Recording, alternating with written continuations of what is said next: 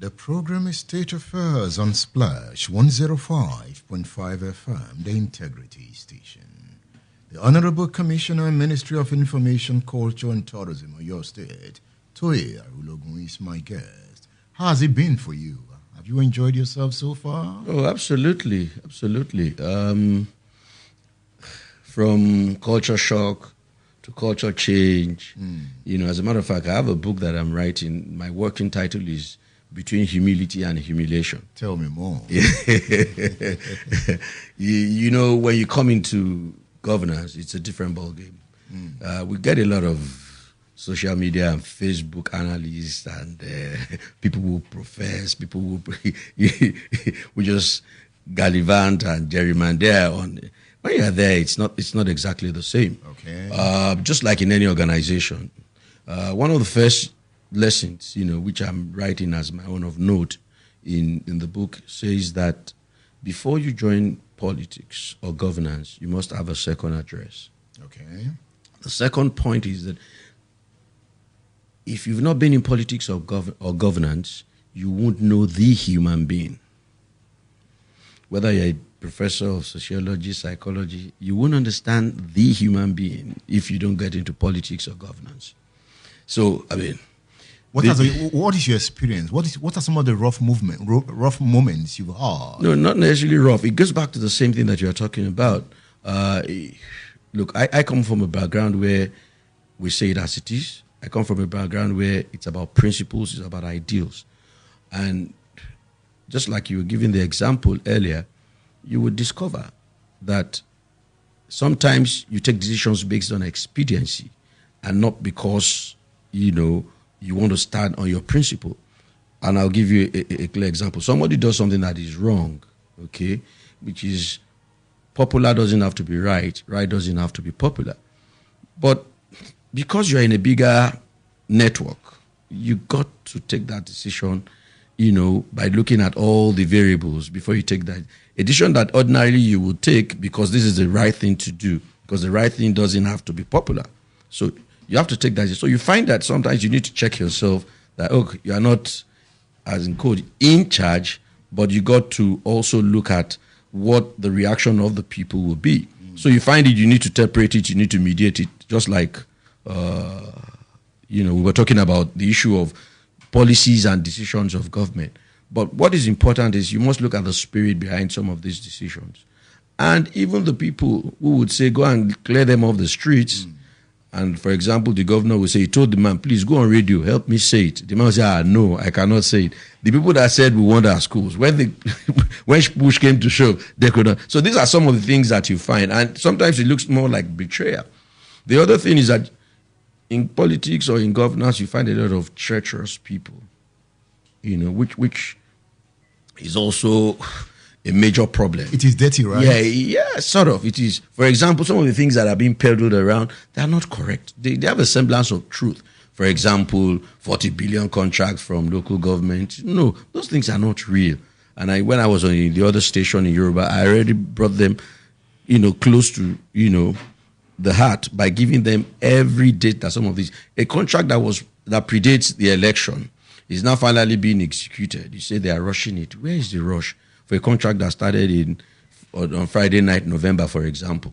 In your time, yeah, you know, there was this media explosion in Ibadan. Yeah. Radio stations. Yeah. What advantage did that do to your job? Well, it made it more challenging. Number one, there was growth, but there is growth, but there is no development. Okay. Edmund, you would agree. Our standards are low. Everybody who can string 3 proverbs together in Yoruba becomes a radio presenter. Listen to radio in the morning. Everybody is saying the same thing. Okay. Our people are not thorough. They are not detailed. You come on air to start a program, no prologue, no backgrounding. You just come and you say you open the telephone lines. Latex students have been away. They have been at home for 8 months. Please call us. What do you think? That is not the way. There are basics and fundamentals in this business. So what did your ministry do to help this situation? The first thing that we did was to set up a monitoring team. Every radio station, and that's why I usually would have friction or conflicts with them. Every radio station is monitored. I don't have to be there. We have a monitoring platform and we have a reporting platform where we know what was said, who said what, and I can always call into such a program. I can always intervene. The reason being that from about 3-5 stations, we are not talking about 28, 27 stations, and hopefully there will still be more. So you need to be able to keep keep a tab on what is happening, because some of them are very dangerous. When a radio station says that, yes, the governor negotiated shares at the abattoir for himself and all of that, which are not true. You got to have an idea of what they are saying, because we are agenda setters. The media. People must, know that they are holding a responsible position. They must not be throwing out things that are not correct. Do you see the dream of Ibadan becoming a media hub in Africa? Yeah, I see it, and I'll be part of it. Wow. I will be part of it. I can assure you. It's not going to happen behind my back. God give me long life. It's going to, because like you said, when I leave here, one of the things I want to do is to come to reform that industry. I'll give training free. I'll bring people. After some time, then we'll start charging. But let's do the basics, because you'll see that there are no good, Look, somebody said I should not say, but let me ask you, and I want us to be honest. This is where it started. Give me one local player here that has gone to the biggest market, which is Lagos, and become a superstar. You can't find somebody who is a broadcaster in Ibadan and has gone to Lagos to become. There's not one. So it tells us that. But you need to go to Lagos to be a superstar. Why not be the superstar here? Yeah, you see that. Yeah, sometimes you want to be a big fish in a small ocean, but it's better to be a small fish in a big ocean, because we are talking about developing a new media hub here. Exactly, that's what I'm saying. But you need people with experience. You need people to benchmark. You can't benchmark with yourself. You can't benchmark with yourself. Before we go, you miss your dad, right? Oh, very much so. Yeah. Accept my condolences. It's too late now. It's coming belatedly. It was 6 months on the 27th of March that the man passed on. He was my friend. I know I visited him more than 7 times. Yeah. And he was a former commissioner of information. Well, we thank God for that. So what are you planning after leaving office? Are you going to be a full-time politician? No. Or you are a politician already? I will not leave politics and governance.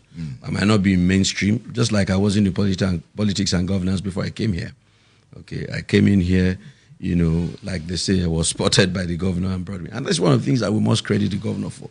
The governor is setting up a team for his media and communication. He says, I want somebody who is not a journalist, who is from an advertising or marketing background.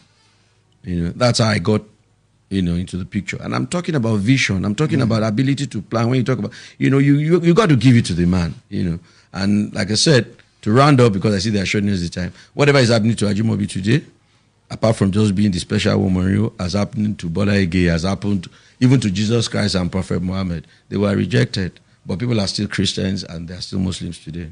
So Ajimobi hasn't fallen? No. Ajimobi shines. Big time.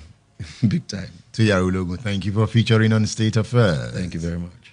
Toye Arulogun is your State Commissioner for Information, Culture and Tourism. Remember, next week Saturday is already here, and I'll be back on radio to do the program State Affairs again.